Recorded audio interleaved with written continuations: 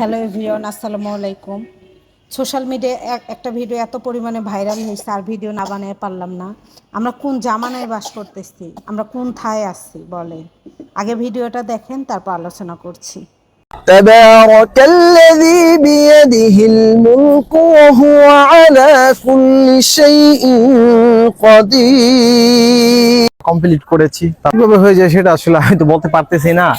এরকম তো ইতিপূর্বে কেউ হয় নাই, জাস্ট আমি মনে হয় প্রথম না কি জানি। মানে 10,000 আমার আগের থেকে দাওয়াত আসে 10,000। আপনারা নিজের মুখে শুনলেন এ আল্লাহর বান্দার কথা। দাওরাস পাশ করছে একজন আলেম, দিনী তরুণ বক্তা, ইসলামী স্কলার যাকে বলে। আমি নগ্ন মানুষ, আমি এভাবে গুছিয়ে কথা বলতেও পারি না। যার এক সপ্তাহে 10,000 দাওয়াত আসছে ওয়াজ মাহফিলের। ইভেন উনি মাদ্রাসার সঙ্গে জড়িত, মসজিদের সঙ্গে, মসজিদ খিলাফের দায়িত্ব। একজন আলেম যদি এইরকম হয় বর্তমান আমাদের এই সমাজে, এক সপ্তাহের ব্যবধানে, 10 দিনের ব্যবধানে একজন ইসলামী স্কলার যদি পরিবর্তন হয়ে যায়, আমরা কোথায় বাস করতেছি। একটা বাচ্চা হেফজ থেকে দাওরাস পাস করতে, একটা বাচ্চা হাফেজ করতে, দাওরাস পাস আপনি বাদ দেন, কতটা যে কষ্ট একজন যে বাচ্চাকে আলেম বানানোর জন্য মাদ্রাসায় লেখাপড়া করায়, তার বাবা মা জানে আর ওই বাচ্চাটা জানে। উনি আলহামদুলিল্লাহ হাফেজ হওয়ার পর উনি দাওরাস পাস করছে, উনি একজন তরুণ বক্তা, ইসলামিক স্কলার।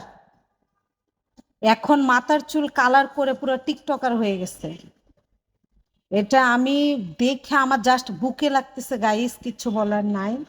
আমি প্লিজ প্লিজ অনুরোধ করব, জানি আমার এই ভিডিওটা ভাইরাল হবে না। আপনারা যদি সবাই ইসলামকে ভালোবেসে থাকেন, অবশ্যই ভিডিওটা ভাইরাল করবেন।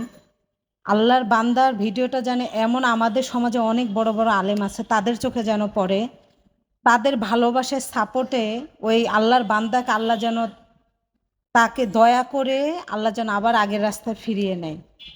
তার ফ্যামিলির অবস্থাটা বোঝেন আর তার অবস্থাটা বোঝেন। এতবার একজন, আমরা যাদের কাছ থেকে দিনের দাওয়াত, যাদের কাছ থেকে আমরা জ্ঞান অর্জন করি ইসলামের, তারা যদি এভাবে পথভ্রষ্ট হয়, আমাদের এই যুবক সমাজ কোন পথে যাবে, আমাদের বাচ্চারা কি শিখবে।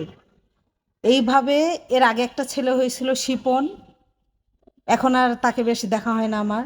তারপর দেখলাম এ আলেম, ওই ছিল হাফেজ শুধু, আর ইনি একজন ইসলামী স্কলার, দাওরাস পাস একজন আলেম যদি এইভাবে পথভ্রষ্ট হয়, আমার কিচ্ছু বলার নাই, আমার জাস্ট বুক ফেটে যাচ্ছে।